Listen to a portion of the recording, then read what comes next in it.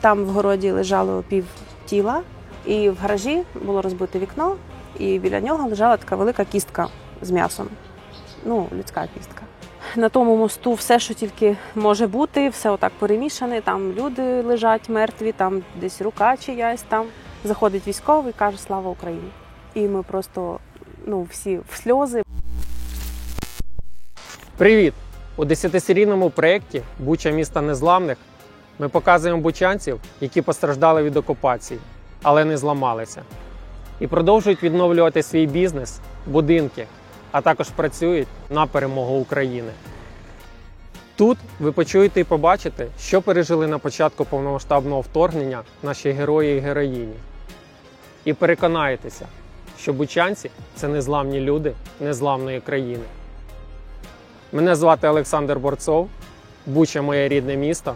Давайте дивитися. Вітаю. Доброго дня. Представтесь, будь ласка. Я Ангеліна Барташ. Де ви народилися? Народилася в Бучі. Корінна бучанка, мешкаю тут зараз. Чим ви займаєтесь? Яка ваша професія? Я займаюся вокалом, я співаю. Зараз працюю солісткою ансамблю Міністерства оборони України і також в Бучі маю власну таку творчу організацію. Готуємо концерти, готуємо артистів, готуємо вокалістів. Все пов'язане з музикою. Яке найулюбленіше місце у Бучі? Найулюбленіше місце – це, напевно, тут, де я живу. Це наш район. Він, можливо, такий не дуже, не знаю, модний, так сказати, але тут дуже затишно і ніколи б ні на що не поміняла, чесно кажучи. Тобто на інший район би не переїхали? Ні. Дуже подобається тут. Чи маєте якесь хобі? Хобі – це, по суті, є моя робота. Тобто, в мене робота і хобі – вони дуже-дуже перекликаються. Тому люблю вишивати ще, якщо так взяти взагалі з іншого. Чим займалися напередодні повномасштабного вторгнення? Працювала, була в Бучі, нікуди ми не виїжджали, хоча багато хто казав, що ви не думаєте їхати. Але в мене було багато роботи, не знаю, дитина, в якої є тут там кружки, садочок, і тому ми нікуди не їхали. Були вдома. У вас ця ситуація якось накручувала, ці постійні попередження, що скоро буде наступ, скоро буде наступ? Чи ви якось абстрагувалися від цього?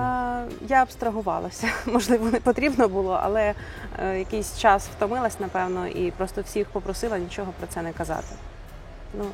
І вже так, як сталося, так сталося. Яким був ранок 24 числа?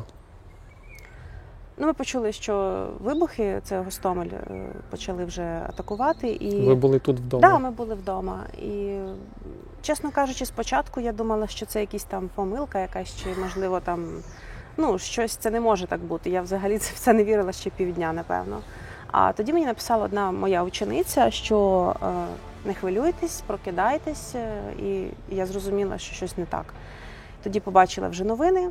Дитина моя спала в кімнаті, я на неї стояла, дивилася, і я просто, як це взагалі, як це ми жили, все було добре, і тут, в мене просто голова не могла це все, опрацювати, мозок не міг. Кому ви першому подзвонили тоді? Татові. Де він знаходився? Він проживає недалеко, на Яблунській. І що він вам сказав? Я прийду скоро. Це для мене було головним, я його одразу в таких ситуаціях, я хочу, щоб він був поруч, і я попросила прийти, і він прийшов. І потім далі весь день ви вже були разом? Так, ми, в принципі, весь день вирішували їхати, не їхати. Ми дивилися, дорога була вся в машинах, і ті машини майже не рухались. Там 5 годин всі так і стояли. Ми зрозуміли, що з тими запасами топлива ми нікуди далеко не зможемо доїхати. Ми вирішили почекати, поки трішечки, можливо, дороги стануть вільніші. Тривожна валіза, вона була у вас зібрана? Ні, не була. Тому що ви абстрагувалися? Так, тому що не була, тому що, не знаю, я не могла передбачити таких подій, що прям треба буде залишати домівку. Тому я її не збирала. Ні, вона стояла, але порожня була, тобто не збирали. Де ви перебували під час окупації? Під час самої окупації? Були вдома весь час. Вдома переховувалися в підвалі в будинку. У нас є підвал, погріб, і там перекриття бетонне, і ми сиділи там. Він був вже облаштований? Чи ви його облаштували? Так, чоловік облаштував, він знаходиться в тій частині будинку, облаштував, наклали туди там матрасів. Ну, нам головне, це дитина була. Ну, тобто мені байдуже було на свій там якийсь комфорт свій. Мені головне було, щоб в мене дитина була більш-менш в безпеці. Тому ми для неї старалися, облаштували. Скільки днів ви провели в цьому підвалі? 10 днів. Ви там були постійно чи виходили? Яка була можливість? Ми виходили. Переважно були на горі. У нас був індикатор, це мій тато, він казав, коли вже гучніше там щось там зривається, то він казав, так, ідемо, заходимо, ховаємось. Коли ні, ну, чесно кажучи, воно весь час були ці вибухи, але якось я слухала, що мені казали. Якщо треба йти в підвал, я брала дитину, собак, все, сходили, там чекали і виходили назад. Тому що там сиро, і я не хотіла, щоб малеча дихала цією сирістю. Ви ночували в підвалі? Пізніше вже так, ночували. Спочатку ні. Як ви отримали інформацію, коли зник зв'язок і коли у вас тут зник зв'язок? Ну, у нас зв'язок, чесно кажучи, був до того моменту, поки в нас не забрали телефони. Тобто ми пропали з ефіру, якщо можна так сказати, тільки тому, що в нас відібрали всі засоби зв'язку. До цього ми якось переписувались. Ну, там, якщо в мене не було зв'язку, то в тата був, або там чоловіка був. Ми були з рідними, ми ще підтримували розмови. А якесь радіо там у вас було чи ні? Чи коли забрали телефони взагалі ніяк? Ні, коли забрали телефони, то ми навіть не шукали те радіо, ми вже потім знайшли пізніше, але спочатку ми сиділи дуже тихо і нічого не вмикали, тому що боялись просто. З сусідами, можливо, якось контакт підтримували? Так, з сусідами підтримували контакт до того моменту, поки не прийшли російські солдати. Ми спілкувалися, тут були люди, ми виходили там інколи, підтримати один одного, а потім все. Якого числа прийшли росіяни? До нас 5-го, в наш будинок. 5 березня, так. Як заспокоювали дитину? Тут там більше, напевно, маму треба було мене заспокоювати.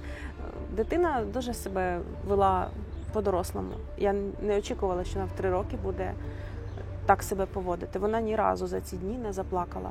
Ну, ні разу. В неї не було істерики. В мене були, в неї не було ні разу. Вона чи вона зібралася, чи я не знаю, як це працює. Це, напевно, дитяча психологія так побудована. Але вона вела себе дуже спокійно, вона спала, коли треба спати, їла, коли треба їсти, дуже слухала і, в принципі, заспокоювати більше мене доводилось, ніж її.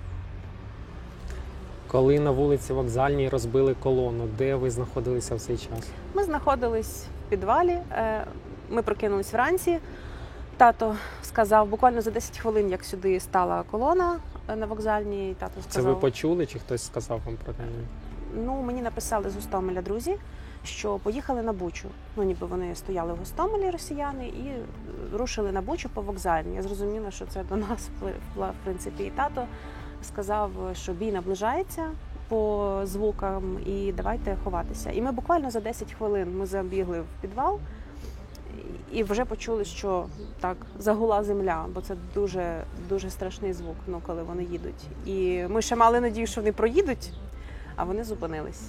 І все. І тоді вже почалось те, що почалось. Почали розбивати.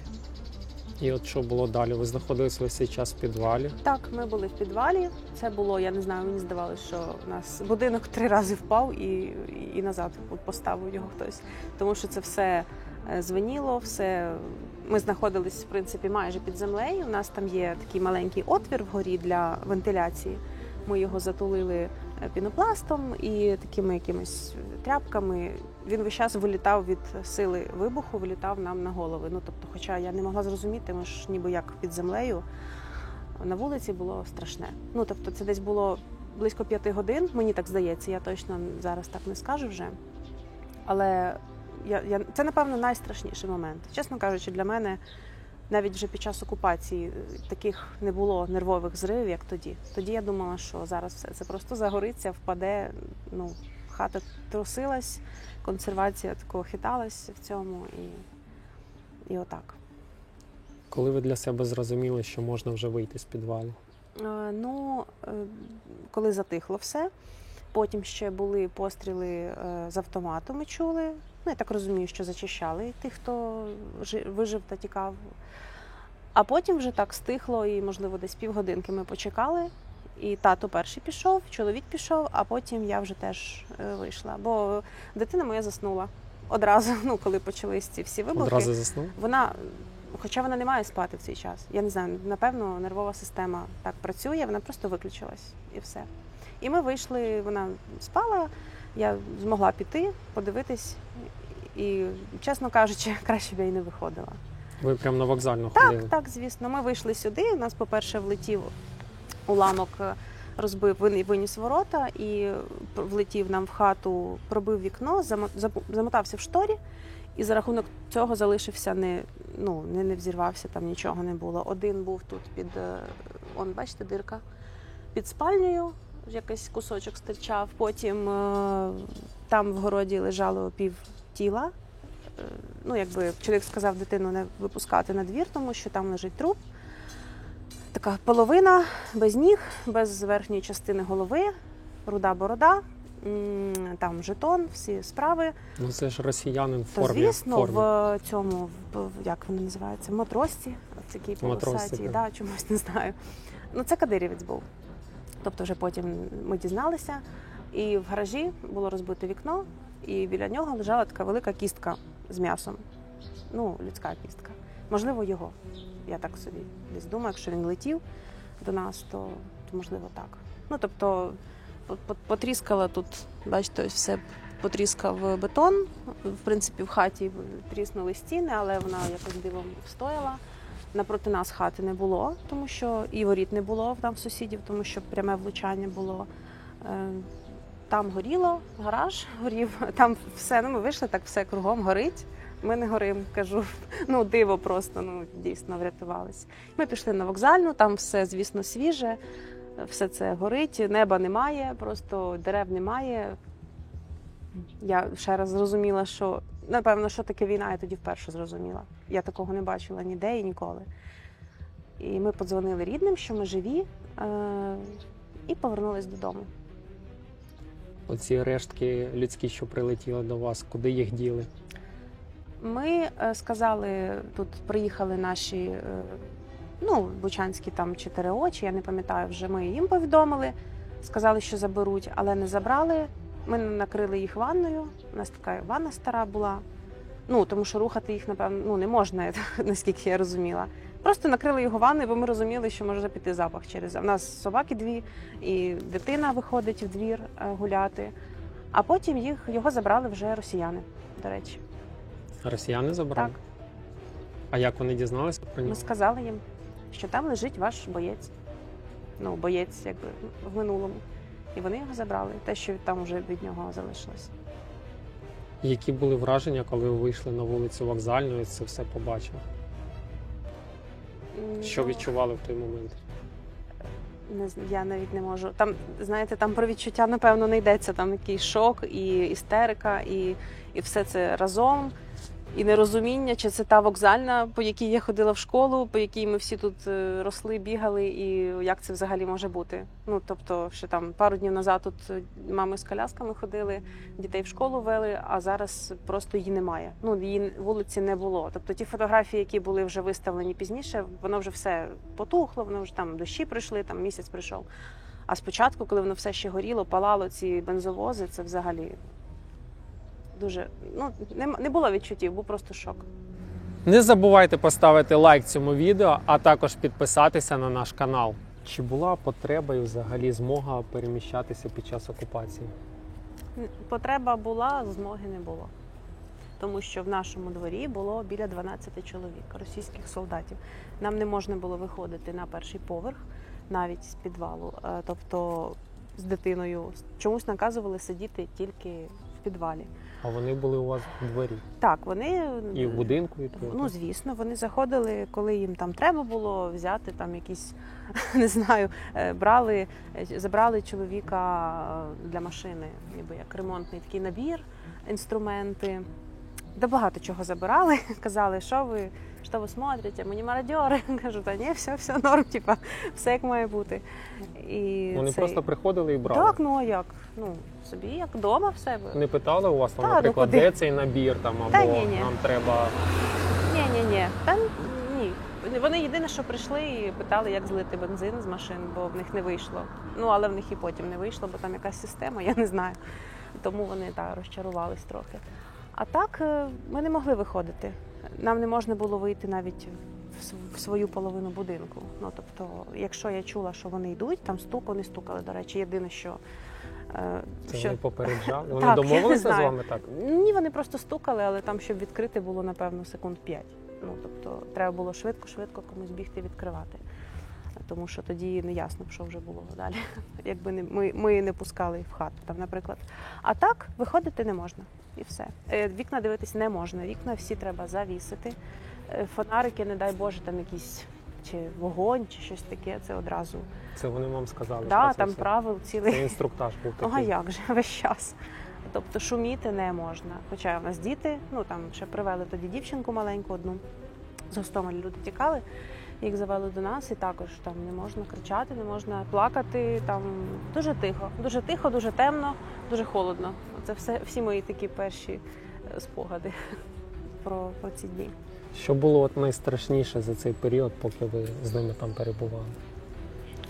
Ну, чесно кажучи, ви знаєте, ми тоді ж не знали, що вони роблять. Ну, ми якось їх так побачили, з ними спілкувались, ну, побачили, що з ними можна вести діалог, і якось так не було відчуття, що вони там, ну, ми не знали, що там людей гвалтують, вбивають, ми ще цього не зрозуміли тоді перший цей захід їх. Бо вже ж інформації не було. Не було вже все так. Єдине, що вони коли побили одразу вікна, залізли і зразу сказали телефони всі сюди і все. Ну, тобто там було пару хвилин, навіть нічого видалити не встигли.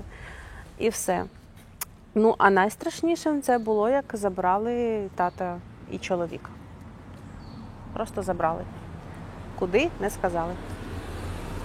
А як це відбулося? Тобто вони прийшли і кажуть, ходімо з нами? Так, 5-го ввечері вони увірвалися в будинок, забрали всі телефони і там щось побалакали ще з нами, і, в принципі, нас залишили, пішли до себе, там через дорогу вони жили. А вранці, ну, у мене чоловік сидів ввечері, каже, чесно кажучи, я думаю, що завтра нам, ну, все. Тому що, якщо вони ж телефони не просто так забрали, вони ж їх перевіряли, вони продивлялися Фейсбук, вони запитували, хто це, там, всі люди, в кого на аватарці пов'язано щось з Україною, а хто це? Ну, та там може бути будь-хто, там по 4 тисячі друзів, якби. Ну, але перевірили, перечитали всі ці телеграм-канали, всі ці оперативні Київ, всі там, і вирішили, що мій чоловік і мій тато – це коригувальники вогню 27 числа на Вокзальній. Це вони після цього аналізу для себе так вирішили? Так, вони зрозуміли собі. Так, і вранці 6-го вони прийшли і сказали тату моєму, що пішли, пойдемо. Він до мене заглянув в підвал, каже, Ліна, я поїхав. І все, і вийшов. Я ще сиділа тоді з дитиною, з чоловіком. Через там якийсь час зайшли, сказали, так, де второй, поїхали. І все, і забрали чоловіка. Ну, якби нам сказали, щоб там дорогу показати, їх забрали. Ну, яку дорогу? Що значить показати дорогу? Ну, ясно, що це... Я вже чула стрілянину на дворі, весь час стріляли, весь час там люди якісь кричали, там розстрілювали за гаражом, не знаю, що людей напроти. Тому, ну, у мене було відчуття, що їх забрали і зразу поклали. От я навіть почала себе готувати. Я сиділа так мало обійняла, хиталася з нею, трусилась, і в мене зразу було відчуття, що вони тільки вийшли в двір, зразу, ну, хто буде там з ними морочитись, ну, кому це зараз треба. І все. І оце був найстрашніший момент, бо ти не знаєш, що далі, ти не знаєш, що робити, ти не знаєш, що робити з дитям далі, як з нею, навіть їсти якісь зробити. Ну, нічого ж не можна. Ну і все. І немає виходу. Ти безсилий в даному випадку взагалі. І цей, день був, напевно, такий дуже страшний. І як ви тоді дізналися, що батько і чоловік в полоні? До мене прийшли в підвал 3 таких здорових, бравих хлопці російської армії, всі в в найновітнішому, я не знаю, якщо це можна так сказати, там всіх цих своїх засобах зв'язку. Це була розвідгрупа. І вони почали там з автоматами, стояли, типу, що ви, зв'язь є? Говорю, да немає ніякого зв'язку, все ж позабирали, ну кажу, який зв'язок. І я наважилась, кажу, де мої мужчини, де мої хлопці. І вони почали, вони там займалися плохими вещами, з ними розбираються. Тут, типу, тихо сиді, там, таке почали трошки, ніби так, грубо. Вийшли, так, зайшли ще два других. У мене таке з'явилось враження, що вони просто ходячи подивитися, чи я не знаю. Бо я сама була на той час тоді в підвалі. Ці так само. Є средства зв'язку? Кажу, да нема средств зв'язку, все ж забрали, можете, кажу, перевірити ще раз. І вони там, що, типу, вам треба там їда, вода, бо їх командир там наказав на контролі тримати дитину, ніби чи треба їсти, чи треба пити, там щось таке. Вони якісь кіндери приносили.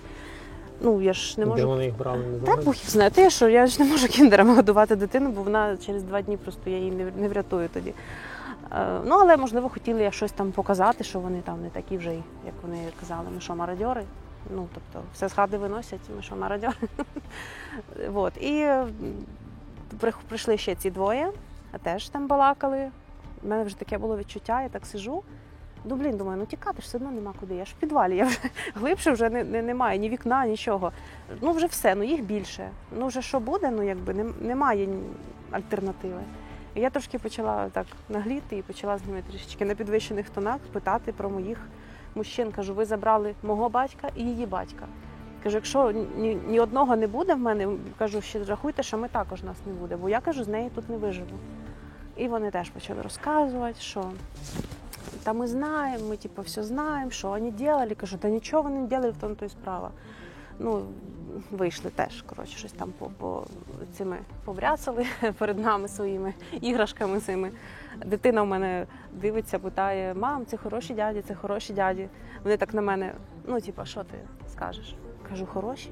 Бо я знаю, що якщо зараз скажу, що не хороші, просто вистрілять в голову мені і все. І тому вона зараз ще досі військових боїться, наших навіть. А потім зайшов ще один. Такий досить. Це було дуже часто. Тобто це було там 10 хвилин різниці. Я не розуміла, чого вони бігають. Чому ви бігаєте, якщо вже одні все дізналися. Цей був прям дуже впевнений в собі. Він такий, що ти тут? Сиді, тихо. Твої, я кажу, де мої? Коли ви повернете мужчин моїх? Ви сказали, що ви їх повернете. Історія Ангеліни сильно вразила нашу команду. Тут неймовірно багато деталей. Щоб не втратити нічого важливого, ми вирішили розділити цей епізод на 2 частини. Тому 20 квітня о 20:00 чекайте другу частину цього інтерв'ю. А зараз підпишіться на канал, натисніть дзвіночок, аби не пропустити вихід нового відео. І не забувайте поставити лайк цьому відео, а також написати у коментарях, як вам історія Ангеліни. Підходить, таку впирає ствол автомата в голову. Я є 2 минути, щоб все розказати. Я так повертаюся, дивлюся, горять ці 2 машини, понятно, що з людьми разом. І там один труп, другий труп, тако прямо на дорозі. От тоді я побачив, що таке війна.